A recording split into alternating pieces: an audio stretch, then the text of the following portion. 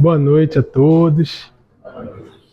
Sempre uma alegria retornar aqui a casa, né, para a gente conversar um pouquinho sobre Jesus, sobre as orientações da espiritualidade.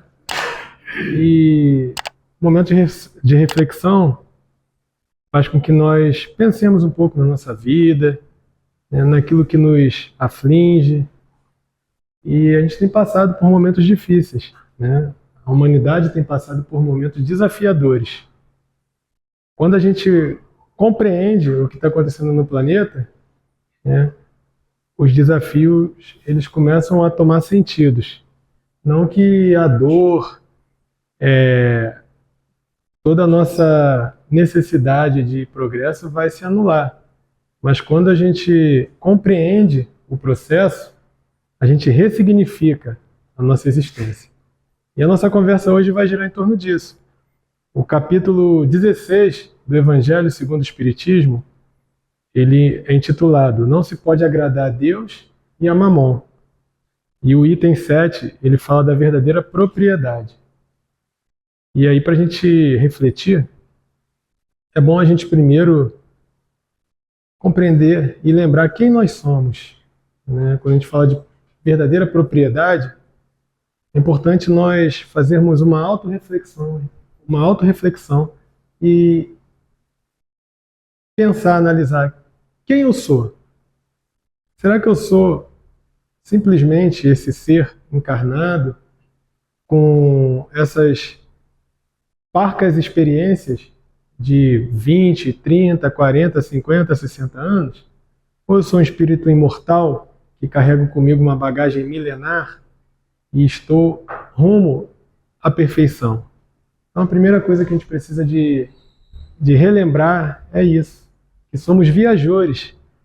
Estamos aqui no planeta Terra de passagem, como já tivemos algumas vezes, e teremos a necessidade de voltar outras vezes. Entender isso é fundamental para acalmar nossos corações, para nos ajudar a compreender o verdadeiro sentido da vida. Todos nós buscamos a felicidade. E é justo que nós busquemos, porque nós fomos criados para sermos felizes e perfeitos. Mas qual felicidade nós temos buscado? Qual felicidade nos tem atraído?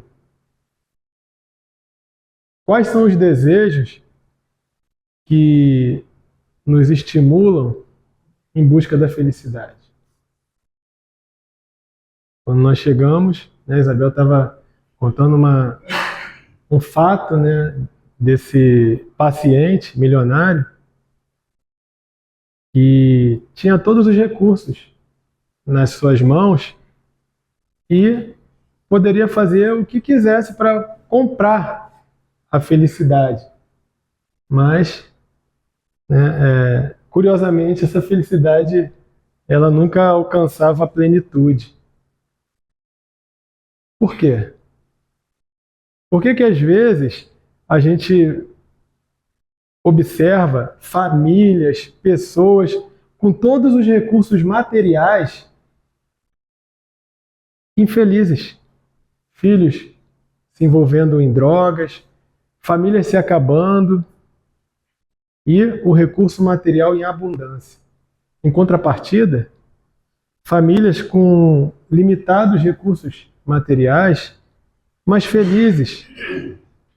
10 pessoas dentro de uma casa, né? Aquela mãe lutando para sobreviver, aquela alegria no final de ano, né? Por ter a família reunida. Então, o que normatiza essa felicidade?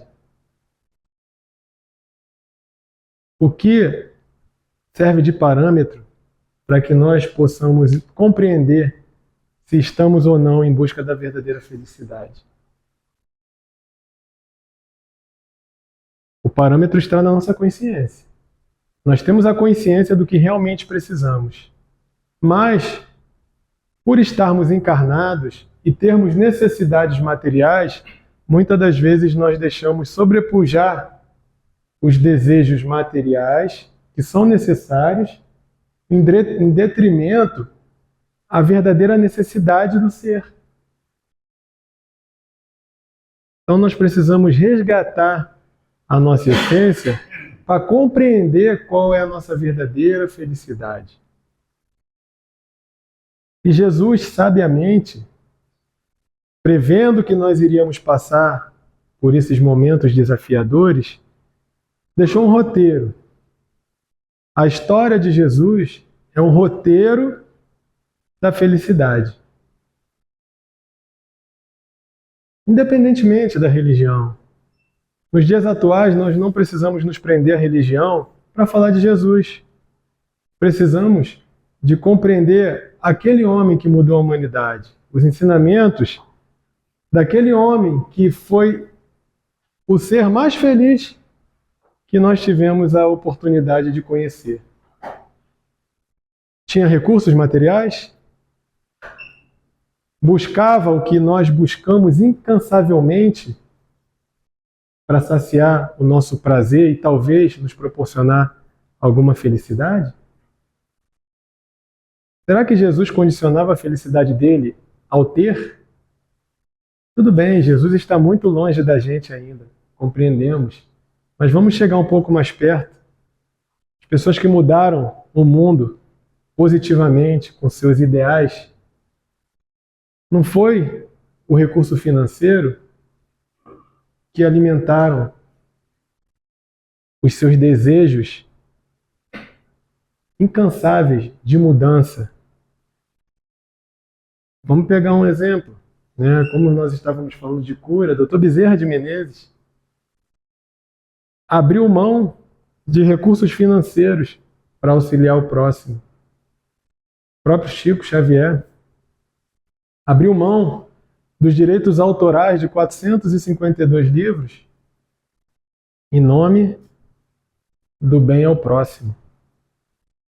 Se nós formos pegar na literatura espírita, espíritos que tiveram um impulsionamento grandioso na sua encarnação, como nos romances do Emmanuel nos traz a história de Alcione, que com limitados recursos completou a sua necessidade reencarnatória no planeta e foi convidada a frequentar planetas superiores.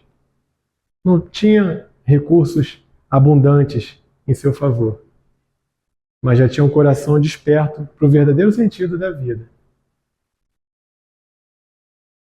O capítulo evangélico nos fala o seguinte: salvação dos ricos. Vamos ver se realmente é a riqueza que faz a diferença, né?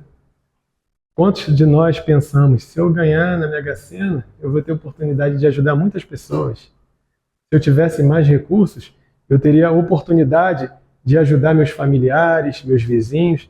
É verdade. Mas será que essa condição é a única que me possibilita ajudar o próximo? Então vejamos o que Jesus nos deixou de ensinamento. Ninguém pode servir a dois senhores, porque ou odiará um e amará outro, ou prenderá um e desprezará o outro. Não podeis servir simultaneamente a Deus e a Mamon. Então, Mamon era o deus do materialismo. À época, simbolizava toda a riqueza material. E Jesus ele falou o seguinte: nós não temos condições de adorar a Deus e a Mamon simultaneamente com a mesma intensidade. Nós temos que escalonar essa admiração. Então Deus simboliza aqui na passagem as coisas do espírito e Mamon as coisas do mundo. E aí, para que nós possamos compreender, uma coisa não anula a outra. Jesus sempre falou: o reino dos céus está no meio. Está no meio, não está nos extremos. Então, Deus é um extremo, Mamon é o outro. Nós estamos buscando nos reaproximar do nosso Criador, que é 100% espiritualizado, espírito. Mas estamos na matéria. Se estamos na matéria, temos necessidade da matéria. Temos necessidade de suprir os nossos desejos e as nossas necessidades básicas de sobrevivência, de conforto, porque também são ferramentas do progresso. Então, a nossa finalidade é amar a Deus, amar a nossa essência, o nosso espírito, buscar essa felicidade. Agora, para que nós alcancemos essa felicidade, nós precisamos de Mamon. E Mamon simboliza o materialismo. Então, o materialismo é todo recurso que nos é possibilitado precariamente, pelo qual nós somos usufrutuários, que vai nos possibilitar potencializar o nosso crescimento espiritual. Então, ser espiritualizado não é fazer votos de pobreza, né? Então a gente precisa deixar isso bem claro, porque é do nosso desejo progredir. E como estamos na matéria, nós precisamos de recursos. Recursos financeiros, precisamos da saúde da matéria, precisamos de uma família constituída para nos dar apoio. Então tudo isso nós associamos aos recursos materiais. Então nós encarnamos para quê? A encarnação é uma possibilidade de potencializar o nosso progresso. Nós estamos em constante crescimento. Todavia, quando encarnados, a nossa possibilidade de crescer, ela se potencializa, porque nós estamos com o véu do conhecimento das leis naturais parcialmente cobertos. Então isso vai fazer com que nós tenhamos maiores desafios. E através das experiências da vida, nós nos tornamos seres mais fortes, mais experientes, mais vividos. E os recursos, eles vão nos auxiliar a potencializar nossos valores. Quais valores? Aquele que nós levaremos conosco quando nós partirmos para a verdadeira morada, que não é aqui. Nós somos viajores, nós estamos em viagem, temporariamente no planeta, com um corpo emprestado, e depois nós voltaremos e deixaremos tudo por aqui. Então imagina o sofrimento de quem deposita toda a esperança nos recursos materiais. Aquelas pessoas que depositam todo o seu amor pelos bens, né, pelos recursos, o culto ao corpo, né, aquele desejo doentio de manter um corpo perfeito que não existe. Então imagine a dor de uma pessoa dessa quando desencarna. Ela vai sofrer muito, porque toda a felicidade dela vai se desmontar. É um castelo de areia que é montado durante décadas, e quando ela volta para o mundo espiritual, ela tem a desilusão de ver que todo o percurso foi caminhado em vão. E aí os espíritos nos orientam, no caso aqui o Pascal, que é o espírito que comenta sobre essa verdadeira propriedade, ele faz uma analogia. Ele fala assim, que nós somos viajantes. E todo viajante, quando ele vai para um local distante, o que ele faz? Ele prepara a mala com aqueles recursos que ele vai utilizar quando chegar no local que ele está viajando. Ele não tem condições de levar tudo. E ele, sabendo fazer uma boa escolha, quando ele chegar no local que é o destino dele, ele vai ter os recursos necessários para que ele, né, faça o que tem que fazer naquele local distante. E assim somos nós. Nós temos que buscar acumular os bens que nós teremos condições de levar para o mundo espiritual. E quais são esses bens? Os bens imateriais, aqueles que as traças e a ferrugem não destroem. Então, o que a traça e a ferrugem destrói são acessórios que vão nos auxiliar a constituir os verdadeiros bens. E o que seriam esses bens imateriais? A caridade. O perdão, será que é? O perdão, a resiliência, a fé, benevolência, a paz, o amor, tudo isso. E, na verdade, nós queremos recursos materiais para alcançar isso, essa felicidade. É isso que nós precisamos e que a nossa consciência nos conclama o tempo todo. Só que, por estarmos mais perto do mundo material do que do mundo espiritual, vivendo um espírito vivendo uma experiência material, nós nos apegamos mais aos bens materiais e fazemos que os meios se transformem na finalidade e deixamos os verdadeiros bens de forma secundária. Então, a gente compreender isso é de fundamental importância para a gente mensurar a nossa necessidade de realização, que vai nos trazer a felicidade. E aí Jesus ele continua aqui na passagem, falando o seguinte. Aí, no caso, aproximou dele um mancebo, que é um jovem, né? E falou, bom mestre, que de bem eu devo fazer para adquirir a vida eterna? E Jesus respondeu, por que me chamas de bom? Bom só Deus. E se queres entrar na vida, guarda os mandamentos. Que mandamentos? Retrucou o mancebo. Disse Jesus, não matarás. É um bem imperecível? É. Não cometerás adultério. Não furtarás. Não darás testemunho falso. Honra seu pai e sua mãe. Ama o teu próximo como a si mesmo. O moço replicou, tenho guardado todos esses mandamentos, desde que cheguei à mocidade. Que é o que ainda me falta. Então, o rapaz, ele né, assertivamente falou para Jesus que ele já fazia tudo isso. E Jesus falou, se queres ser perfeito, vai, vende tudo e dá aos pobres, e terá tesouros no céu. Depois vem e me segue. Então, Jesus aqui, ele usou de um extremismo, né? Para quê? Porque o mancebo, o jovem, também usou de extremismo. Será que ele fazia tudo isso na sua plenitude?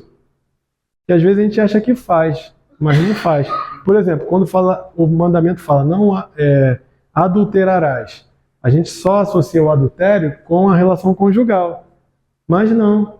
Toda vez que a gente vai de encontro às nossas convicções, a gente está se adulterando. Então, se eu já sei o que é certo, o que é errado, e eu continuo fazendo errado, mesmo sabendo que estou fazendo errado, eu estou adulterando. Então, assim, Jesus, como viu que ele foi extremo, também foi extremo com ele. Falou, vende tudo. E ouvindo essas palavras, o moço foi tristonho, porque possuía grandes haveres. Jesus disse então aos seus discípulos, digo-vos em verdade que é bem mais difícil que um rico entre no reino dos céus, e ainda vos digo, é mais fácil que um camelo passe pelo buraco de uma agulha do que entrar um rico no reino dos céus. Então Jesus quis falar aqui, não só para o rico, no sentido material, mas para todos nós que já temos um certo grau de riqueza. Se nós estamos aqui no mundo de prova e expiação, é porque nós já passamos por um processo em mundos primitivos, já adquirimos um conhecimento que é a nossa verdadeira riqueza. E quando Jesus fez esse desafio para ele, vai e vende tudo, é no sentido de mensurar se ele estava priorizando a Deus ou a Mamon. Era nesse sentido. Então, ele se sentiu tristonho e viu que ele ainda não teria condições de cumprir integralmente a proposta de entrar no reino dos céus. Porque a proposta de entrar no reino dos céus, simbolicamente, é a felicidade plena. O que é o reino dos céus? O Emmanuel fala pra gente, o reino dos céus é a obra divina no coração do homem. É Deus, as leis de Deus, se eclodindo plenamente no coração humano, que vai se espelhar em atitudes. Então, quanto mais espiritualizado o ser for, mais as ações generosas a gente vai perceber nesse ser. E vice-versa. Então, a nossa propriedade, que nós precisamos de priorizar, é justamente aquilo que nós levaremos, são os nossos valores. Os valores que hoje estão distorcidos, mas não pelas leis naturais, os valores continuam os mesmos. E eles estão incutidos na nossa consciência. Só que, devido à transição que nós estamos passando, a relativização de todos os tipos de ideologias que faz com que haja divisões, tem-se a ideia, né, até por alguns segmentos religiosos, de que o diabo está dominando. Mas se a gente for pegar na etimologia da palavra, demônio significa divisão, em um dos seus significados. E dividir é o quê? É tomar parte de um lado ou de outro. E dentro do reino de Deus não há divisão, há união. Então toda vez que a gente divide, a gente está tomando parte de um lado. E aí a gente precisa refletir. Para a gente tomar uma posição, para a gente tomar um ponto de vista, a gente não precisa dividir. A gente não precisa. A gente tem que ter a nossa convicção, os nossos valores e respeitar o do próximo. Porque lá na frente, as verdades elas aparecerão. Então, a todo momento que a gente compra uma briga de sectarismo, de divisão, de ideologia, nós estamos dividindo. E ao dividir, nós estamos empenhando a nossa felicidade. Essa felicidade que nós almejamos, a felicidade plena, ela é um projeto para o futuro. Só que, para que nós cheguemos a esse projeto de futuro, que é o reino dos céus, nós precisamos da felicidade relativa. E quais são as felicidades relativas? É tudo aquilo que me dá prazer verdadeiro para que eu possa continuar minha caminhada como encarnado. Então, né, o aprimoramento intelectual é um prazer relativo, é uma aquisição relativa que vai repercutir na minha verdadeira propriedade. Cuidar do corpo é um investimento temporário que vai repercutir no meu espírito, porque se eu não tiver com a minha ferramenta de trabalho em boas condições, eu não tenho condições de cumprir o meu planejamento reencarnatório, de cumprir aquilo pelo qual eu encarnei. Ninguém está aqui no mundo a passeio. A gente já parou para refletir isso? Que todo mundo aqui tem um propósito? Teve um dado momento que Deus, no seu mistério divino, ele decidiu por ele só, eu vou criar Isabel. E criou, e está aí a Isabel. Então é um projeto de Deus, e todos nós somos projeto de Deus. Então, se Deus é perfeito, será que ele criou alguém para ser imperfeito? Nós não somos imperfeitos. Nós somos perfectíveis. Aquele que se julga imperfeito, e isso aí já está enraizado, né, na nossa mentalidade, é porque nós estamos ainda numa condição ainda, né, muito limitada no pleno conhecimento das leis divinas. Mas a gente tem que pensar assim, eu não sou imperfeito, eu sou perfectível. Não muda a mentalidade? Se eu falo que eu sou imperfeito, eu tô criando uma mentalidade limitadora. Agora, se eu penso que eu sou perfectível, eu estou potencializando a minha limitação. Se eu sou perfectível, eu posso aprender cada vez mais. Se eu sou imperfeito, eu tenho limitações. Então nós somos perfectíveis, porque nós fomos criados para dar certo. E quando não dá certo? Se eu sou criado para dar certo, e quando as coisas não dão certo, vão mal? O emprego não está bom, né? A saúde financeira não está bem, a saúde física não está bem. Se nós somos um projeto para dar certo, e quando as coisas dão erradas? É um sinalizador. É um sinalizador do nosso Criador querendo nos mostrar alguma coisa. Alguma coisa? Em primeiro aspecto, que nós talvez não estejamos trilhando os caminhos ideais para sermos tudo aquilo que nós podemos ser. Em segundo aspecto, é a ligação que nós temos com o nosso passado. nós estamos no mundo de expiação e prova, não estamos? Então, nós querermos somente momentos de felicidade é infantilidade da nossa parte, porque ainda não construímos essa estrutura. Essa estrutura está sendo construída para que quando nós cheguemos nos mundos ditosos, aí sim possamos gozar de uma felicidade plena em relação a que nós temos hoje. Só que a felicidade plena dos espíritos mais avançados é ajudar o próximo. Então não tem escapatória. O que foge disso é egoísmo. E se for egoísmo, o egoísmo vai ser cortado. Quando Jesus falou na passagem, larga todos os seus bens e me segue, ele estava fazendo um teste para ver o grau de egoísmo daquele jovem, né? Nós condicionamos a nossa caridade. Poxa, mas eu vou ter que sacrificar o meu conforto em nome do próximo? Eu vou ter que sacrificar os meus momentos de lazer, os meus recursos financeiros em prol do próximo? Bom, para o espírito perfeito, sim, eles fazem com prazer. Nós ainda não temos condições. E por hora não é a proposta. A proposta é que nós ofereçamos o quê? O mínimo.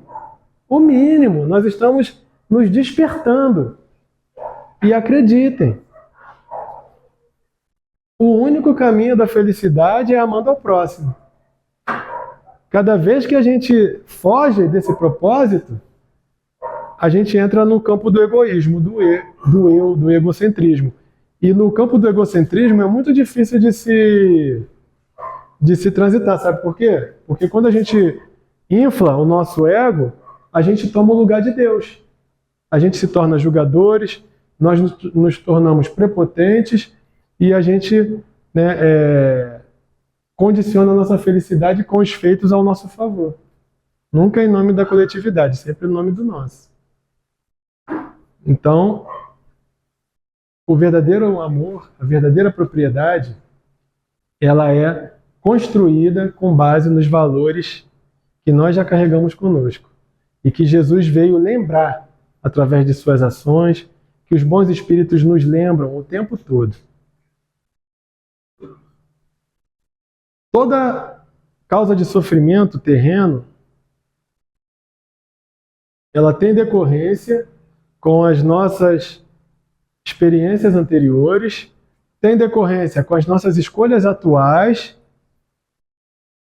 e depende do nosso livre-arbítrio, porque a espiritualidade, os prepostos do nosso Criador estão o tempo todo dispostos a nos auxiliar. E Ele nos auxilia. Então que essa reflexão ela sirva para que nós pensemos, né, o que nos aflige? O que tem tirado o nosso sono, a nossa paz, a nossa vontade de viver, de sorrir? Por que temos sorrido pouco? Por que temos abraçado pouco?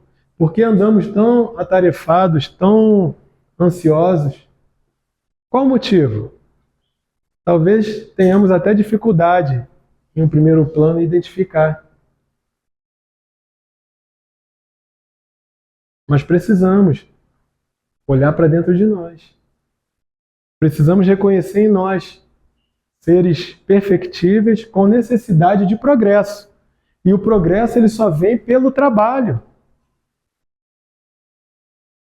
Nós somos reclamadores de plantão. E pedintes por excelência. Então precisamos o quê? Compreender a proposta, a lei de trabalho. Precisamos oferecer a nossa parcela de trabalho na construção do bem. Mas a minha parcela é tão pequena, o que eu vou fazer é tão irrisório, será que vai mudar o mundo? É egoísmo, porque a gente está querendo tomar o lugar de Deus. Isso não é da nossa conta, é da conta de Deus. Nossa conta é simplesmente fazer o recurso que a gente tiver disponível, dentro da nossa capacidade de doar. Eu posso doar somente uma pequena parcela, que eu dou em uma pequena parcela. Parcela de bens imateriais. Doe meu ouvido para escutar, doe meu abraço, doe meu sorriso, doe minha atenção. Isso todos podem. Doe meu tempo para visitar um doente, para participar de um projeto social, para visitar os mais velhos da minha família, que às vezes ficam sozinhos, né? Então tudo isso é investimento na nossa própria felicidade. E é isso que Jesus espera de cada um de nós. A cura está aí. Nós viemos para a casa espírita, tomamos o passe, nos submetendo ao tratamento espiritual, né, fazendo uso dos medicamentos homeopáticos. Tudo isso é válido. Tudo isso é válido para potencializar o nosso despertar. Mas a eficácia plena, ela é decorrente das nossas ações. Se nós não agirmos, não adianta. A gente tomar passe, não adianta nós tomarmos medicamentos, não adianta nós estarmos todos os dias na casa espírita. Precisamos de ação. Precisamos de agir. Precisamos de compreender. Aí sim, nós estaremos investindo na nossa felicidade. Somos criados para dar certo. Somos criados para a felicidade plena.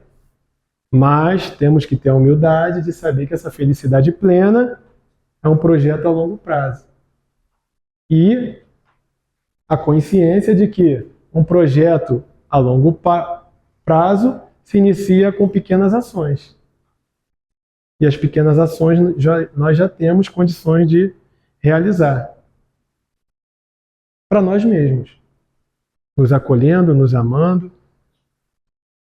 nos entendendo, para que o conceito de saúde esteja harmonizado. Saúde orgânica para o corpo, para a ferramenta.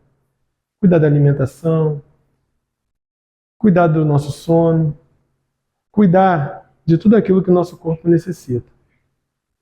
A alimentação espiritual é o que nós estamos fazendo aqui, refletindo sobre Jesus, recebendo o tratamento espiritual, e alimentação mental, cuidar da nossa mente, que hoje, dentro das doenças, as que mais afetam a humanidade são as doenças mentais. Então precisamos de cuidar da mente, do corpo e da alma. E aí sim estaremos investindo na nossa propriedade verdadeira, que são os bens imateriais, nossos tesouros imperecíveis, que levaremos para a eternidade e farão parte do nosso ser, que formará aquele espírito totalmente iluminado que seremos um dia, como o nosso guia e modelo Jesus. Que possamos caminhar sem medo, com coragem, sem culpa. E se doer, se tiver difícil, lembremos que não estamos sozinhos e que não viemos ao mundo para passear. É melhor nós chegarmos do lado de lá cansados, desgastados e com o sentimento de dever cumprido, do que chegar do lado de lá e se arrepender. Porque talvez o arrependimento será uma das maiores infelicidades que carregaremos por uma grande parcela de tempo. De não ter aproveitado a oportunidade que nós recebemos. Porque tudo que passamos é em decorrência do que pedimos, do que precisamos. E Deus sabe o que é melhor para nós. E através do livre-arbítrio podemos escolher os melhores caminhos. Sempre lembrando que Deus nunca nos desampara. Possamos refletir sobre a verdadeira propriedade e investir nesse tesouro que carregamos dentro de nós, que foi criado no momento da nossa concepção pelo nosso Criador. que façamos brilhar a nossa luz. Boa noite a todos.